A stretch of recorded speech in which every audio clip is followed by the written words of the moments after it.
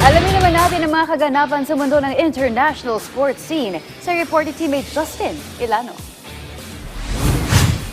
Abante na ang Spanish football powerhouse ni Real Madrid kontra sa English club na Manchester City 3-0 sa first leg ng round of 16 ng UEFA Champions League nitong Huwebes. Isang masterclass performance ang ipinamalas ni Uruguayan star midfielder Federico Valverde matapos kumamada ng isang hat-trick at dominahin mag-isa ang citizens. Unang bumira ang Madrid captain sa 20th minute mark nang takasan nito ang City defense at maibigay sa koponan ang kalamangan. 7 minuto ang nakalipas, hindi pa rin naawat ng Manchester defense ang Madrid star kung saan naipasok nito ang isang mid-ranger sa tulong ni Vinicius Jr. para doblehin ang lamang ng RMA. Bago naman ang halftime, sinelyohan na ni Valverde ang laban nang maipasok nito ang kanyang hat-trick at makuha ang unang panalo ng Los Blancos sa unang leg ng nasabing round. Samantala, muling magtatagpo ang dalawang koponan sa darating na March 18 para sa second leg ng European Cup.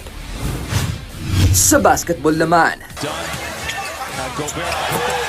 nanaig ang Los Angeles Clippers kontra sa Minnesota Timberwolves sa isang high-scoring duel, 153-128 nitong Huwebes. Pumalo sa kabuuang 281 points ang pinuntos ng dalawang koponan sa pangunguna ng kanilang mga star players. Sa panig ng Clippers, nagpakawala ng 45 points si veteran forward Kawhi Leonard na sinamahan pa nito ng 6 na 3-pointers, 5 rebounds at 2 steals. Hindi naman sumapat ang 36-point performance ni Wolves star Anthony Edwards na nag-ambag din ng 5 dimes, 2 boards at 1 steal. Samantala, dahil sa panalo, pasok na ang Clippers sa 8th seed ng mahigpit na Western Conference. Hawak ang 33-32 win-loss record.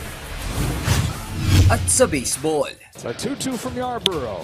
isang stunner ang ipinamalas ng Team Italy kontra sa World Baseball powerhouse na USA, 8-6 sa group pool ng 2026 World Baseball Classic nitong Miyerkules. Sa first inning pa lang, nagpamalas na agad ng batting skills si White Sox catcher Kyle Teel para ibigay ang unang homer ng Italy sa laban, pati na rin ang kalamangan. Agad din itong sinundan ng isa pang home run ni White Sox shortstop Sam Antonacci, dahilan para doblehin nito ang abante ng Italia sa laban. Sa fourth inning, ibinigay ni Jack Caglione ang ikatlong homer ng Team Italy para sa 2-run home run ng koponan at ang panalo. Ito na ang isa sa biggest upsets ng Team USA sa kasaysayan ng koponan sa loob ng 2 dekada kung saan matagal nitong pinagharian ang World Baseball.